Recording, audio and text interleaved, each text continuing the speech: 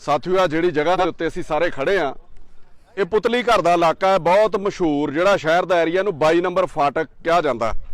ਇੱਥੋਂ ਪੁਲ ਦੇ ਪਰਲੇ ਪਾਸੇ ਜਾਓ ਤੇ ਖਾਲਸਾ ਕਾਲਜ ਹੈ, ਇੱਧਰ ਪੁਤਲੀ ਘਰ ਦਾ ਏਰੀਆ ਸਾਰਾ ਇਸਲਾਮਾਬਾਦ ਦਾ ਏਰੀਆ ਹੈ। ਔਰ ਇਹ ਪੁਲ ਦੀ ਮੈਂ ਤੁਹਾਨੂੰ ਦੱਸਣ ਲੱਗਾ ਕਿ ਕਿੱਥੋਂ ਇਹ ਸ਼ੁਰੂਆਤ ਹੋਈ ਇਹਦੇ ਬਣਨ ਦੀ ਔਰ ਕਿੱਥੇ ਆ ਕੇ ਰੁਕ ਗਿਆ। 2017 ਦੇ ਵਿੱਚ ਸਾਰ ਨਵਜੋਤ ਸਿੰਘ ਸਿੱਧੂ ਮੰਤਰੀ ਸੀਗੇ, ਕਾਂਗਰਸ ਦੇ ਮੰਤਰੀ ਬਣੇ ਔਰ 3-4 ਪੁਲਾਂ ਦੀ ਰੂਪਰੇਖਾ ਤਿਆਰ ਕੀਤੀ ਗਈ ਸ਼ਹਿਰ ਦੇ ਵਿੱਚ, ਜਿਹਦੇ ਵਿੱਚ ਇੱਕ ਇਹ ਵੀ ਪੁਲ ਸੀਗਾ। ਥੱਲੇ ਬਹੁਤ ਜ਼ਿਆਦਾ ਰਸ਼ ਤੇ ਬਹੁਤ ਜ਼ਿਆਦਾ ਰਸ਼ੀ ਏਰੀਆ ਨੇ ਔਰ ਕੋਵਿਡ ਆ ਜਾਂਦਾ। ਉਸ ਦੌਰਾਨ ਕੋਵਿਡ ਦੇ ਵਿੱਚ ਕੰਮ ਜਿਹੜਾ ਸਾਲ ਡੇਢ ਸਾਲ ਸਾਰੀ ਦੁਨੀਆ ਹੀ ਬੰਦ ਹੋ ਗਈ ਸੀ। ਉਹ ਕਿਸੇ ਦੇ ਉੱਤੇ ਵੀ ਗੁੱਸਾ ਗਿਲਾ ਨਹੀਂ ਬਣਦਾ। ਸਾਲ ਡੇਢ ਸਾਲ ਇਹਦਾ ਕੰਮ ਬੰਦ ਰਹਿੰਦਾ। ਉਸ ਤੋਂ ਬਾਅਦ ਇਹਨੂੰ ਬਹੁਤ ਸਪੀਡ ਦੇ ਨਾਲ ਸਾਡੇ ਡੀਸੀ ਆਉਂਦੇ ਨੇ ਇੱਥੇ, ਹਰਪ੍ਰੀਤ ਸੂਦਨ, ਉਹ ਕੰਮ ਸ਼ੁਰੂ ਕਰਾਉਂਦੇ ਨੇ 2-3 ਪੁਲਾਂ ਦਾ। ਵੱਲਾ ਫਾਟਕ ਜਿਹੜਾ ਉਹ ਸ਼ੁਰੂ ਹੋ ਚੁੱਕਾ, ਜਿਹਦੀ ਨਾਲ ਹੀ ਉਦੋਂ ਰੂਪਰੇਖਾ ਤਿਆਰ ਕੀਤੀ ਗਈ ਸੀ। ਔਰ ਦੱਸਣਾ ਚਾਹੁੰਦਾ ਮੈਂ ਇਹਦੇ ਫਾਇਦੇ ਕੀ ਨੇ ਔਰ ਇਹ ਅੱਜ ਤੱਕ ਚਾਲੂ ਨਹੀਂ ਹੋਇਆ ਤੇ ਇਹਦੇ ਨੁਕਸਾਨ ਕੀ ਨੇ। 40% ਸ਼ਹਿਰ ਦਾ ਟ੍ਰੈਫਿਕ ਜਿਹੜਾ ਉਹ ਇਹਦੇ ਨਾਲ ਸੁਧਰ ਸਕਦਾ, ਕਿਉਂਕਿ ਬਾਹਰ ਸੜਕਾਂ ਦੇ ਉੱਤੇ ਬਹੁਤ ਜ਼ਿਆਦਾ ਰਸ਼ ਰਹਿੰਦਾ ਔਰ ਸ਼ਹਿਰ ਦੀ 60% ਪਾਪੂਲੇਸ਼ਨ ਇਹਦੇ ਆਲੇ ਦੁਆਲੇ ਰਹਿੰਦੀ ਹੈ। ਬਹੁਤ ਰਸ਼ੀ ਏਰੀਏ ਨੇ ਔਰ ਸ਼ਾਮ ਨੂੰ ਟਾਰੀ ਬਾਰਡਰ ਤੇ ਜਦੋਂ 20-30 ਹਜ਼ਾਰ ਬੰਦਾ ਜਾਂਦਾ, ਉਹ ਪੁਤਲੀ ਘਰ ਚੌਂਕ ਦੇ ਵਿੱਚ ਜਾਮ ਲੱਗਦਾ ਜਿਹੜਾ ਇੱਥੋਂ ਦੀ ਜਾ ਸਕਦਾ।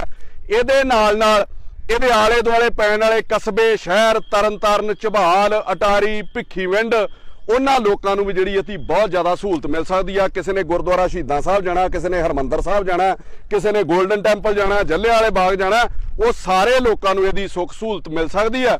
ਉਸ ਤੋਂ ਵੀ ਉੱਪਰ ਆ ਜੋ ਅਸੀਂ ਖਾਂਦੇ ਆ, ਮਤਲਬ ਕਿਸਾਨ ਪੈਡੀ ਸੀਜ਼ਨ ਜਿਹੜਾ ਉਹ ਚੱਲ ਰਿਹਾ, ਕਣਕ ਦਾ ਸੀਜ਼ਨ ਹੈ, ਕਿੰਨਾ ਵਲ ਕੇ ਕਿੰਨੀ ਟ੍ਰੈਫਿਕ ਦੇ ਵਿੱਚੋਂ ਟਰੈਕਟਰ ਟਰਾਲੀਆਂ ਜਾ ਰਹੇ ਨੇ ਔਰ ਕਿੰਨਾ ਜਿਹੜਾ ਤੇਲ ਵੀ ਵੇਸਟ ਹੁੰਦਾ ਔਰ ਟਾਈਮ ਵੀ ਜਾਇਆ ਹੁੰਦਾ ਔਰ ਸ਼ਹਿਰ ਦੇ ਵਿੱਚ ਜਾਮ ਵੀ ਜਿਹੜਾ ਲੱਗਦਾ। ਉਹ ਸਾਰੀਆਂ ਚੀਜ਼ਾਂ ਦੀ ਸਹੂਲਤ ਇੱਥੇ ਜਿਹੜੀ ਮਿਲ ਸਕਦੀ ਹੈ ਇਸ ਪੁਲ ਦੇ ਚਾਲੂ ਹੋਣ ਨਾਲ।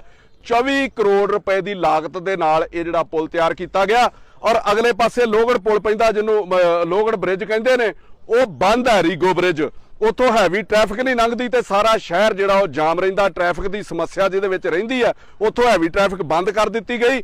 ਇਹ ਪੁਲ ਜਿਹੜਾ ਚਾਲੂ ਹੋਣਾ ਚਾਹੀਦਾ ਸੀਗਾ, ਸਿਰਫ ਪੂਰੇ ਦਾ ਪੂਰਾ ਪੁਲ ਤਿਆਰ ਹੈ। ਸਵੇਰੇ ਮੈਂ ਅਧਿਕਾਰੀਆਂ ਨਾਲ ਗੱਲ ਕੀਤੀ, ਉਹ ਕਹਿੰਦੇ ਜੀ ਉਦਘਾਟਨ ਦੀ ਵੇਟ ਕਰ ਰਿਹਾ, ਸਿਰਫ ਪੁਲ ਕੇ ਉਦਘਾਟਨ ਦਾ ਟਾਈਮ ਜਿਹੜਾ ਸੀਐਮ ਸਾਹਿਬ ਕੋਲੋਂ ਮੰਗਿਆ ਜਾ ਰਿਹਾ ਉਹ ਟਾਈਮ ਦੇ ਦੇਣ ਤੇ ਅੱਧੇ ਘੰਟੇ ਦੇ ਵਿੱਚ ਇਹ ਰਸਤਾ ਜਿਹੜਾ ਖੋਲ ਦਿੱਤਾ ਜਾਊਗਾ।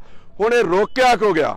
ਜਿਹੜੀ ਚੀਜ਼ ਮੈਂ ਤੁਹਾਡੇ ਧਿਆਨ 'ਚ ਲਿਆਉਣਾ ਚਾਹੁੰਦਾ, ਇਹ ਕ੍ਰੈਡਿਟ ਵਾਰ ਹੈ। ਇਹਦੇ ਵਿੱਚ ਬੀਜੇਪੀ ਵਾਲੇ ਆਉਂਦੇ ਨੇ, ਉਹ ਕਹਿੰਦੇ ਨੇ ਜੀ ਇਹ ਰੇਲਵੇ ਦੇ ਉੱਤੋਂ ਦੀ ਪੁਲ ਜਿਹੜਾ ਬਣਾਇਆ ਗਿਆ ਉਹਦੀ ਸੈਂਕਸ਼ਨ ਜਿਹੜੀ ਅਸੀਂ ਕਰਾਈ ਹੈ। ਕਾਂਗਰਸ ਵਾਲੇ ਆਉਂਦੇ ਨੇ, ਉਹ ਕਹਿੰਦੇ ਜੀ ਇਹ ਪੁਲ ਸਾਡੇ ਵੇਲੇ ਦੀ ਰੂਪਰੇਖਾ ਤਿਆਰ ਕੀਤੀ ਗਈ, ਬਹੁਤੀ ਜਿਹੜੀ ਕੰਸਟਰਕਸ਼ਨ ਹੈ ਇਹਦੀ 90% ਉਹ ਸਾਡੇ ਵੇਲੇ ਕੀਤੀ ਗਈ, ਇਹ ਪੁਲ ਅਸੀਂ ਤਿਆਰ ਕੀਤਾ। ਆਮ ਆਦਮੀ ਪਾਰਟੀ ਵਾਲੇ ਕਹਿੰਦੇ ਨੇ ਕਿ ਇੱਥੇ ਸੀਐਮ ਸਾਹਿਬ ਆਉਣਗੇ, ਉਹ ਉਦਘਾਟਨ ਕਰਨਗੇ, ਉਹਨਾਂ ਨੂੰ ਕ੍ਰੈਡਿਟ ਮਿਲਣਾ ਚਾਹੀਦਾ। ਮੈਂ ਇੱਕ ਗੱਲ ਕਹਿਣਾ ਚਾਹੁੰਦਾ, ਤੁਸੀਂ ਤਿੰਨੇ ਹੀ ਕ੍ਰੈਡਿਟ ਲਓ ਯਾਰ।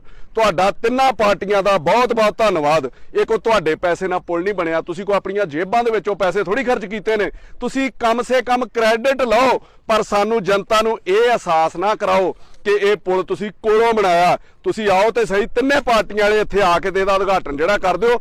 ਸਿਰਫ ਸੀਐਮ ਸਾਹਿਬ ਦੀ ਵੇਟ ਕਰਕੇ ਜਿਹੜਾ ਇਹ ਪੁਲ ਚਾਲੂ ਨਹੀਂ ਕੀਤਾ ਜਾ ਰਿਹਾ। ਔਰ ਅੱਜ ਇੱਥੇ ਸਾਰੀ ਪ੍ਰੈਸ ਸੀਗੀ, ਮੈਂ ਸੀਐਮ ਸਾਹਿਬ ਨੂੰ ਫੋਨ ਕੀਤਾ ਇੱਥੇ ਉਹਨਾਂ ਸਾਰਿਆਂ ਦੇ ਸਾਹਮਣੇ। ਉਹਨਾਂ ਦੇ ਓਐਸਡੀ ਨੇ ਸਾਰ ਰਾਜਵੀਰ ਸਿੰਘ, ਮੈਂ ਉਹਨਾਂ ਨੂੰ ਰਿਕੁਐਸਟ ਕੀਤੀ ਕਿ ਮੈਂ ਸੀਐਮ ਸਾਹਿਬ ਦੀ ਉਹਨਾਂ ਦੀ ਇਮਾਨਦਾਰੀ ਕਰਕੇ ਇੱਜ਼ਤ ਕਰਦਾ ਕਿ ਸਾਲ ਡੇਢ ਸਾਲ ਦੇ ਵਿੱਚ ਉਹਦੇ ਉੱਤੇ ਕੋਈ ਕਰਪਸ਼ਨ ਦਾ ਦੋਸ਼ ਨਹੀਂ ਤੇ ਬਹੁਤੇ ਪੋਲੀਟੀਸ਼ੀਅਨ ਨੂੰ ਮੈਂ ਫੋਨ ਕਰਦਾ ਨਹੀਂ ਇਸ ਲਹਿਜੇ ਦੇ ਨਾਲ। ਮੇਰੀ ਤੁਹਾਨੂੰ ਰਿਕੁਐਸਟ ਹੈ ਕਿ ਆ ਜਲੰਧਰ ਦੇ ਵਿੱਚ ਤੁਸੀਂ 70-80 ਕਿਲੋਮੀਟਰ ਦੇ ਉੱਤੇ ਇਲੈਕਸ਼ਨ ਲੜ ਰਹੇ ਹੋ, ਸਿਰਫ 10 ਮਿੰਟ ਲੱਗਣੇ ਨੇ ਤੁਹਾਨੂੰ ਇੱਥੇ ਆਉਂਦਿਆਂ। ਤੁਹਾਨੂੰ ਪੰਜਾਬ ਦੀ ਜਨਤਾ ਨੇ ਹੈਲੀਕਾਪਟਰ ਲੈ ਕੇ ਦਿੱਤਾ, ਉਹ ਸਾਡੇ ਲੋਕਾਂ ਦੇ ਪੈਸੇ ਦੇ ਨਾਲ ਹੈ, ਪਰ ਲੋਕਾਂ ਦੇ ਕੰਮ ਵੀ ਉਹਦੇ ਨਾਲ ਹੋਣੇ ਚਾਹੀਦੇ ਨੇ।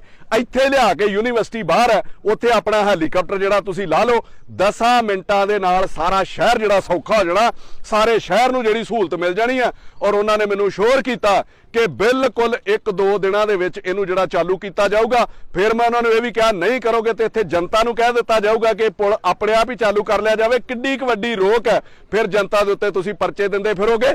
ਸਾਡਾ ਕੰਮ ਕ੍ਰੈਡਿਟ ਲੈਣਾ ਨਹੀਂ। ਮੈਂ ਮਤਲਬ ਰਿਕੁਐਸਟ ਕੀਤੀ ਹੈ ਸੀਐਮ ਨੂੰ ਕਿ ਇੱਥੇ ਆਓ। ਔਰ ਦੂਜੀ ਚੀਜ਼ ਜਿਹੜੀ ਮੇਰੇ ਇੱਥੇ ਸਾਹਮਣੇ ਆਈ ਹੈ ਕਿ ਸੀਐਮ ਸਾਹਿਬ ਦਾ ਇੱਥੇ ਆਉਣਾ ਜ਼ਰੂਰੀ ਕਿਉਂ ਹੋ ਗਿਆ ਹੁਣ, ਕਿ ਤੁਸੀਂ ਦੇਖੋ ਇਹ ਪੁਲ ਦੀ ਲੈਂਥ, ਔਰ ਸਾਹਮਣੇ ਪਾਸੇ ਪੁਲ ਹੈ, ਇੱਥੋਂ ਪੁਲ ਉਤਰਦਾ 100 ਫੁੱਟ ਥੱਲੇ ਜਾਓ ਤੇ ਫਿਰ ਚੜ ਜਾਓ, ਜਿੱਦਾਂ ਦਰਿਆਵਾਂ 'ਚ ਚੋਅ ਹੁੰਦੇ ਨੇ, ਥੱਲਿਓਂ ਦੀ ਜਾਂਦੇ ਹੋ ਤੇ ਉੱਤੇ ਚੜ ਜਾਂਦੇ ਹੋ।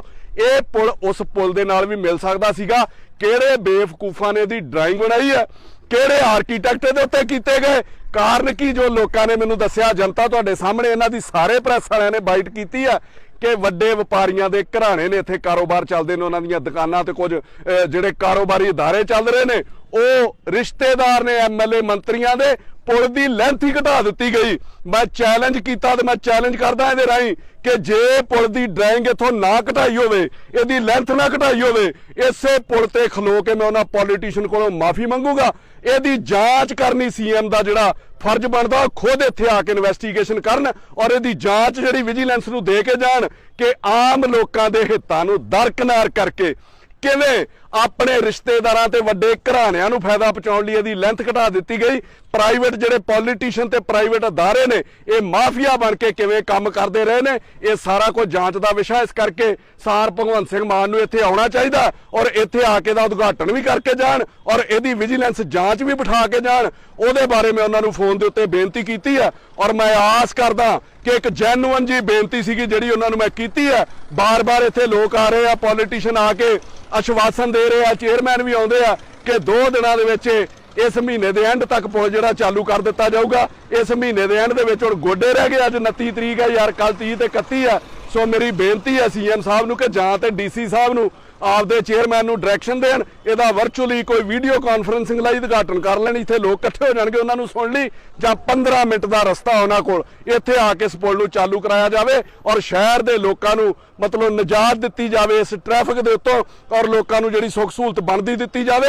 ਇੱਕ ਚੀਜ਼ ਮੈਂ ਉਹਨਾਂ ਦੇ ਧਿਆਨ 'ਚ ਹੋਰ ਲਿਆਉਣਾ ਚਾਹੁੰਦਾ ਇਸ ਵੀਡੀਓ ਦੇ ਰਾਹੀਂ ਕਿ ਪਿੱਛੇ ਜੇ 3 ਬੱਚੇ ਜਿਹੜੇ ਉਹ ਸੜ ਕੇ ਇੱਥੇ ਮਰ ਗਏ ਸੀਗੇ, 3 ਪਰਿਵਾਰ ਦੇ ਜੀ, ਉੱਥੇ ਫਾਇਰ ਬ੍ਰਿਗੇਡ ਦੀ ਗੱਡੀ ਨਹੀਂ ਸੀ ਪਹੁੰਚ ਸਕੀ ਇਸ ਪੁਲ ਦੇ ਕਰਕੇ, ਥੱਲੇ ਰਸਤੇ ਜਿਹੜੇ ਟਾਈਟ ਕਰ ਦਿੱਤੇ ਗਏ। ਇਹ ਸਾਰਾ ਇਨਵੈਸਟੀਗੇਸ਼ਨ ਦਾ ਵਿਸ਼ਾ ਹੈ। ਜੋ 3 ਬੰਦੇ ਮਰ ਗਏ ਨੇ ਤੇ ਕਮ ਸੇ ਕਮ ਅੱਗੋਂ ਮਰਨ ਵਾਲੇ ਤੇ ਅਸੀਂ ਬਚਾ ਲਈਏ ਨਾ। ਸੋ ਇਸ ਕਰਕੇ ਮੇਰਾ ਇੱਥੇ ਅੱਜ ਆਉਣ ਦਾ ਮਕਸਦ ਸੀਗਾ ਔਰ ਮੈਂ ਸਰਕਾਰ ਨੂੰ ਬੇਨਤੀ ਵੀ ਕੀਤੀ ਹੈ ਔਰ ਇਹ ਚੇਤਾਵਨੀ ਵੀ ਹੈ ਕਿ ਜੇ ਨਹੀਂ ਖੋਲਣਗੇ ਤੇ ਹਫ਼ਤੇ ਤੱਕ ਇੱਥੇ ਆਪ ਹੀ ਜਨਤਾ ਨੇ ਪੁਲ ਖੋਲ ਲੈਣਾ, ਫਿਰ ਤੁਸੀਂ ਜਿਹੜੀ ਕਾਰਵਾਈ ਕਰਨੀ ਕਰ ਦਿਓ।